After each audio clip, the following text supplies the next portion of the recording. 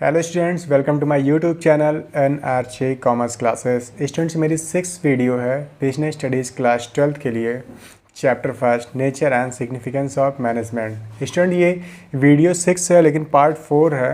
अब आप सोच रहे होंगे 6 वीडियो है तो पार्ट भी 6 होना चाहिए। ऐसा नहीं है, क्योंकि मैंने फर्स्ट वीडियो बनाई थी सिलेबस के लिए और अभी रिसेंटली इससे जस्ट पहले वाली जो वीडियो बनाई थी वो इस केस स्टडी के लिए थी।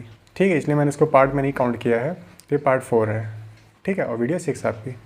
तो इस वीडियो में लोग डिस्कस करेंगे nature and significance of management का टॉपिक, इंपॉर्टेंस ऑफ मैनेजमेंट। देखिए स्टूडेंट्स, जहाँ पर इंपॉर्टेंस की बात आती है तो इंपॉर्टेंस का मतलब होता है वैल्यू।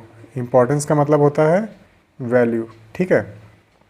वैल्यू ऑफ मैनेजमेंट कि आखिर मैनेजमेंट की क्या वैल्यू है, ठीक, कि मैनेजमेंट की वैल्यू क्या है, कि क्यों किया जाए, ठीक। तो यहाँ से आपको पूरी वैल्यू पता चल जाएगी। तो चलिए देखते हैं फर्स्ट हेडिंग, क्यों किया जाए।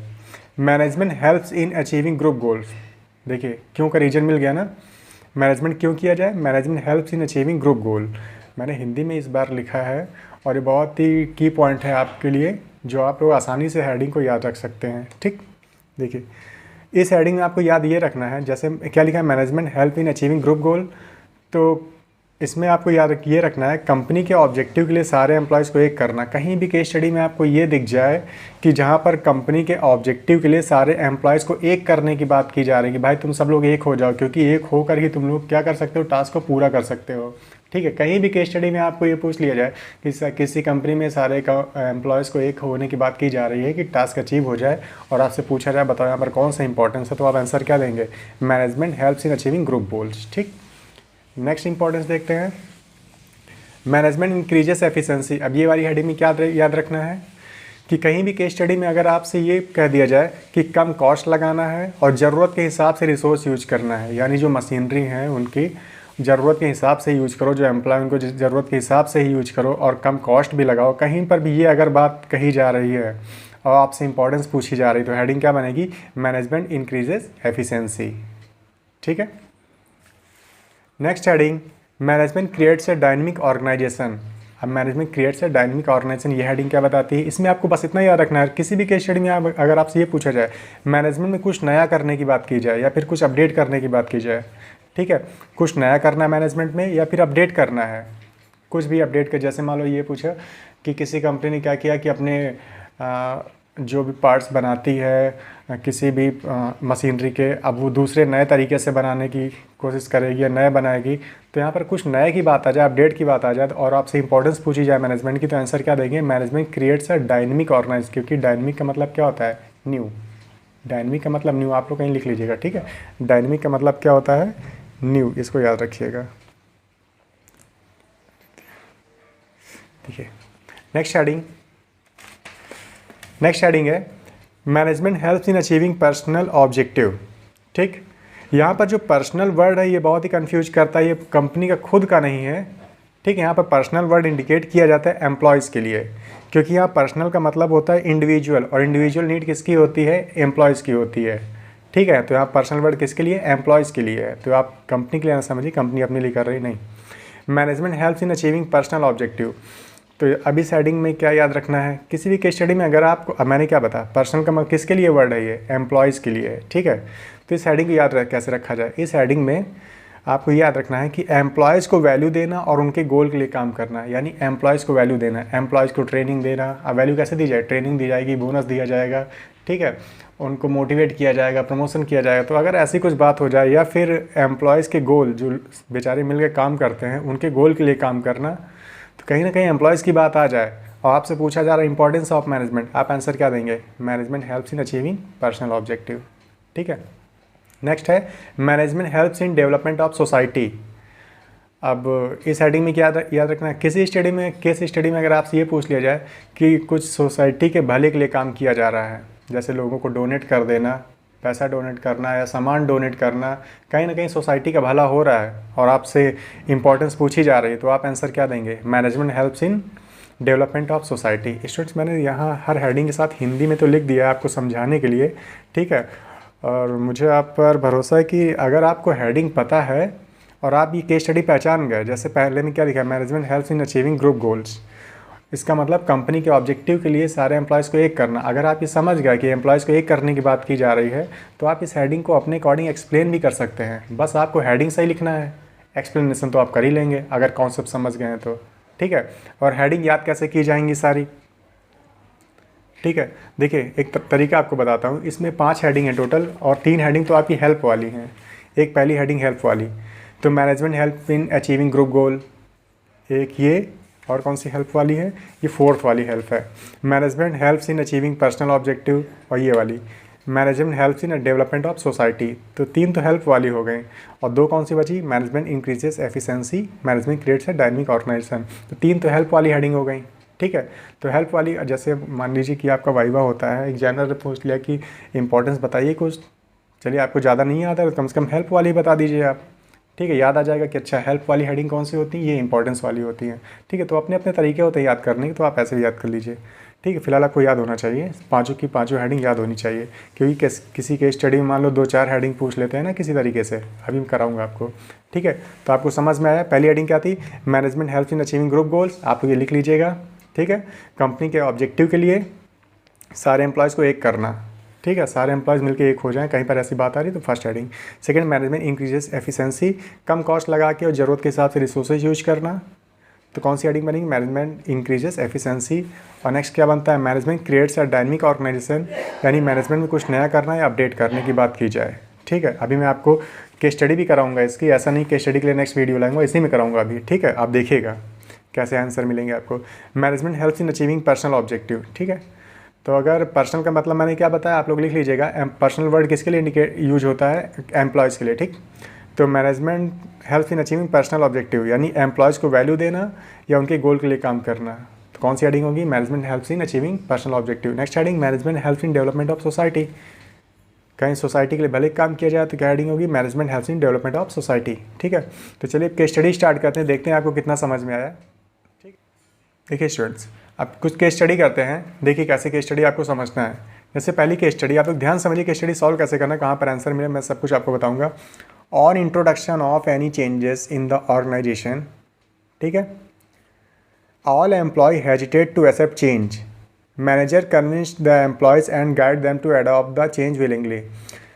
किसी मतलब ऑर्गेनाइजेशन में चेंज की बात की जा रही, सारे एम्प्लॉयज़ को समझाया जा रहा है, ठीक है। देखिए एम्प्लॉयज़ वर्ड तो आया है, सारे एम्प्लॉयज़ को समझाया जा रहा है कि आप लोग हेजिटेट ना हो किसी चेंज को लेकर, आपको चेंज करने ही पड़ेंगे। मैनेजर ने अपने एम्प्लॉयज़ को समझाया, उन्हें गाइड किया कि आप लोग अपनी इच्छा से चेंजेस को अडॉप्ट करो, क्योंकि बिना चेंज के आगे नहीं बढ़ा जाता, क्योंकि आए दिन कुछ ना कुछ अपडेट हुआ ही करते हैं, ठीक है। यहाँ पर मेन फोकस किस पे किया जा रहा है, चेंज पे किया जा रहा है। किस पे किया जा रहा है, चेंज। अब कुछ लोग सोच रहे हैं कि एम्प्लॉयज़ पे किया जा रहा है फोकस, नहीं, एम्प्लॉयज़ पे फोकस नहीं किया जा रहा है, मेन फोकस किस पे किया जा रहा है, चेंज पे किया जा रहा है। अब ध्यान से देख लीजिए, on the introduction of any changes in the organization all employees has to accept change.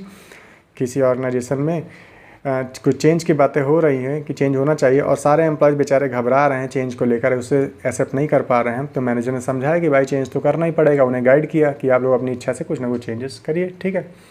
Changes तो आपको अपनी इच्छा से करने ही पड़ेंगे। तो अब आप बताइए, this is related to which importance of management. तो चेंज वर्ड किसे इंडिकेट करता है, अभी मैंने आपको बताया कि चेंज वर्ड के लिए अगर आप पूछा जाए और आपसे इंपॉर्टेंस पूछी जाए, तो देखिए मैंने चेंज वर्ड कौन सी हेडिंग बताया था, कहाँ गया है, ये हेडिंग देखिए, 3rd वाली, management creates a dynamic organization, management creates a dynamic organization. और मैंने लाइन में क्या, मैनेजमेंट में कुछ नया करने, अपडेट करने की बात की जाए, तो अब नया करने की तो बात हो रही है ना। देखिए यहाँ पर चेंज वर्ड से कुछ नया ही तो होगा ना। तो आंसर क्या बनेगा, आंसर क्या बनेगा, आंसर आपका बनेगा management creates a dynamic organization. तो इसका मतलब ऑप्शन सही हो जाएगा, management creates a dynamic organization, ठीक। अब नेक्स्ट देखते हैं, देखिए केस स्टडी इतनी बड़ी बड़ी आती है, तो छोटी थी, ये तो MCQs वाली होगी फर्स्ट। अब जो नेक्स्ट आएगी ये आपकी होगी जो फुल मार्क्स की 6 मार्क्स की बनेगी, ठीक है। देखिए कैसे, देखिए केस स्टडी बड़ी है, घबराने की बात नहीं कि कैसे सॉल्व होगी, कहाँ आंसर मिलेगा, हर चीज़ आपको मैं बताऊंगा। देखिए आगे, ABC limited is running a chain of fast food restaurant और इन इंडिया, ठीक है। ABC लिमिटेड कंपनी है जो फास्ट फूड बनाती है, ठीक है, इंडिया में। The business was flourishing but over last 2 years they observe that revenue and profit declining. उनका बिजनेस फैल रहा था, लेकिन क्या हुआ लास्ट 2 साल से क्या हुआ, उनका रेवेन्यू प्रॉफिट कम हो गया। अभी तो कहानी चल रही है, ठीक है। देखते हैं नया क्या हुआ है। The management observe that with the entry of new fast food, with the entry of new fast food, ठीक है, न्यू फास्ट फूड, यानी जब मैनेजमेंट ने ऑब्जर्व किया कि नए फास्ट फूड मतलब और भी उनके कॉम्पिटिटर आ गए हैं, ठीक है, across the world people are shifting to these restaurant, मतलब और भी ज़्यादा उनके कॉम्पिटिटर आ गए हैं, वो भी फास्ट फूड का बिजनेस ओपन कर दिए हैं, ठीक है। अब इसकी वजह से उनका क्या हो रहा है, 2 साल से प्रॉफिट कम पड़ गया है। सीधी बात है, कहानी कोई अपनी बता रहे भाई, अपना बिजनेस चल रहा था अच्छा खासा, फैल भी रहा था, 2 साल से क्या हुआ कि कुछ प्रॉफिट डाउन पड़ गया। क्यों डाउन पड़ गया? क्योंकि नए लोग आ गए। आगे देखिए, सो दैट अब क्या, हाँ, people are shifting these restaurant, अब जो अपने ग्राहक हैं दूसरी जगह जा रहे हैं अब। So the management plan to, अब देखिए यहाँ पर क्या कुछ नया हुआ है। मैनेजमेंट ने क्या प्लान किया, add new variety of food items in their menu. अब वो भी कह रहे भाई कुछ तो नया करना पड़ेगा अपने कस्टमर बुलाने के लिए, तो क्या किया उन्होंने, add new variety food items in their menu. देखिए ये वाली लाइन आंसर देगी, ठीक है। तो ये लाइन में किसकी बात की जा रही है भाई, अपने मेनू में न्यू वैरायटी का फूड लाना पड़ेगा। नई बात हो गई ना, अब न्यू वैरायटी का फूड लाना है, तो अब बताइए न्यू की बात कौन सी हेडिंग में की जाती है, ठीक है। चलिए अभी आगे और देख लेते हैं, फिर इकट्ठा सबके आंसर दिए जाएंगे। For that they send their efficient employees abroad the training, और जिसके लिए उन्होंने अपने एम्प्लॉयज़ को ट्रेनिंग के लिए भेजा, ठीक है, अपने एम्प्लॉयज़ को ट्रेनिंग के लिए भेजा कि जाओ भाई सीख के आओ कि कैसा कुछ बेस्ट कर सकते हैं। And important machine to maintain quality of food की, मतलब इम्पोर्टेंट मशीन कैसे चलाई जाएंगी, कैसे फूड की क्वालिटी बढ़ाई जाए, इसके लिए उनको ट्रेनिंग के लिए भेजा, ठीक। The company makes sure only fresh food is serve to their customers, so at night they distribute leftover food in nearby slum area. और फ्रेश फूड बनाने के बाद उसे सर्व किया जाता है कस्टमर को, और जो बच जाता है उसे क्या कर देते हैं, स्लम एरिया यानी गरीबों के एरिया में जाके बांट देते हैं, ठीक।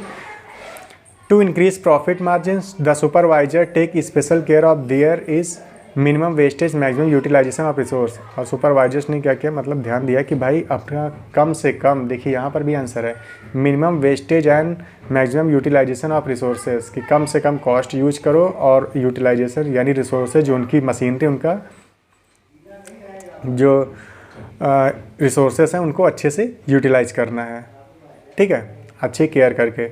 तो अब आपसे यहाँ पूछा क्या जा रहा है, क्वेश्चन क्या है, identify 3 points importance from above पारा इन कोटिंग लाइन्स। देखिए केस स्टडी यहीं टफ हो जाती है, और टफ नहीं, मतलब ध्यान दीजिए मैं क्या बोल रहा हूँ, टफ आपसे ये नहीं पूछा जा रहा है कि सिर्फ इंपॉर्टेंस ही बताओ कोई 3, आपसे ये भी पूछा जा रहा है बताओ कौन सी लाइनों में आंसर है। तो यहीं पे टफ हो जाता है कि आपसे लाइन भी पूछी जाती, बताओ किस लाइन में आंसर था। तो इसका बहुत आसान तरीका, जब तक आप देखिए केस स्टडी में कहानी बोली जा रही है तब तक वहाँ आंसर नहीं होते, जहाँ पर कुछ नए की बात की जाए वहीं पर आंसर होते हैं। देखो मैंने ब्रैकेट में कर दिया, जब देखा गया कि भाई बिजनेस में नुकसान हो रहा है और जब ऑब्जर्व किया गया तो कंपनी ने क्या प्लान किया, अब प्लान किया कि भाई add new variety of food item in their menu, की अपने मेनू में नए आइटम क्या करो, ऐड करो। अब ऐड की बात की जा रही है, आपसे पूछा जा रहा है इंपॉर्टेंस, तो बताओ न्यू ऐड करने वाली हेडिंग कौन सी होती है। मैंने अभी आपको बताया था कि न्यू ऐड करने वाली हेडिंग आपकी होती है कौन सी हेडिंग बताई थी न्यू वाली, याद, हाँ ये 3rd वाली heading, management creates a dynamic organization. नीचे क्या लिखा है, मैनेजमेंट कुछ नया करने की बात की जाए, अपडेट करने की बात की जाती है। इस केस स्टडी में क्या अपडेट करने की बात की जा रही है कि अपने मेनू में कुछ नए वैरायटी के फूड लाए जाएँ। तो हेडिंग क्या बनी आपकी, पहला आंसर हो गया management creates a dynamic organization, ठीक। और देखिए और भी यहाँ से आपके एक तो निकल आया, एक इम्पॉर्टेंस, और भी इम्पॉर्टेंस हैं। और मेनू में ऐड किया जाए उसके लिए अपने एम्प्लॉयज़ को कहाँ भेज दिया, ट्रेनिंग के लिए भेजा कि जाओ भाई सीख के आओ।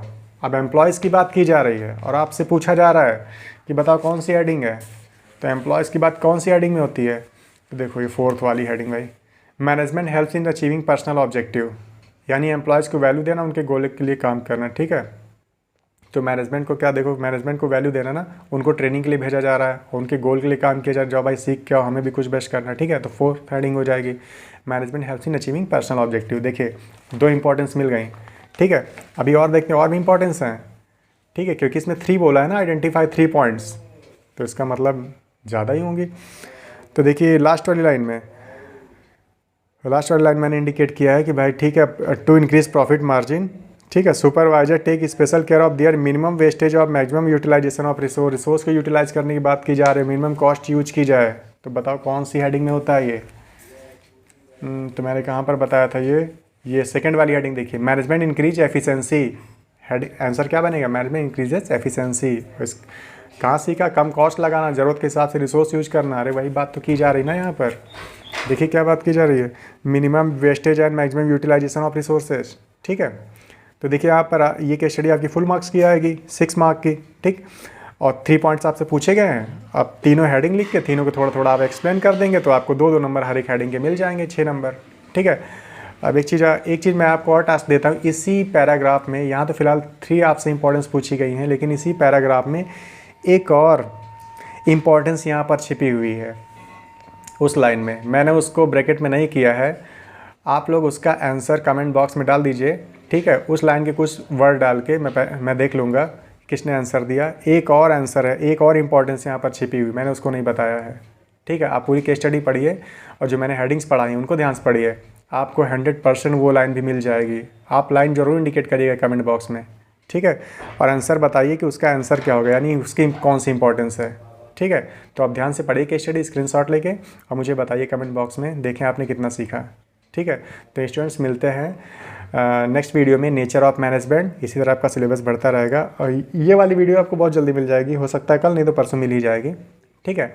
तो चलिए आप लोग भी थोड़ा मेहनत करते रहिए, इसी तरह काफ़ी अच्छे नंबर से आप लोग पास होंगे, ठीक है। फिलहाल उम्मीद है कि आप लोगों को स्टडी भी समझ में आई होगी और ये हेडिंग्स भी समझ में आई होंगी। तो फिलहाल आप लोग छोटे छोटे नोट्स बनाते चलिए, जिस तरह मैंने शॉर्ट में बनाया है, काम आएंगे आपके सारे, ठीक है। हिंदी में इस तरह लिख दिया कि आप लोग को हेडिंग आसानी से समझ में भी आती रहें, ठीक है स्टूडेंट्स। तो मिलते हैं नेक्स्ट वीडियो में। So thanks for watching, by two all.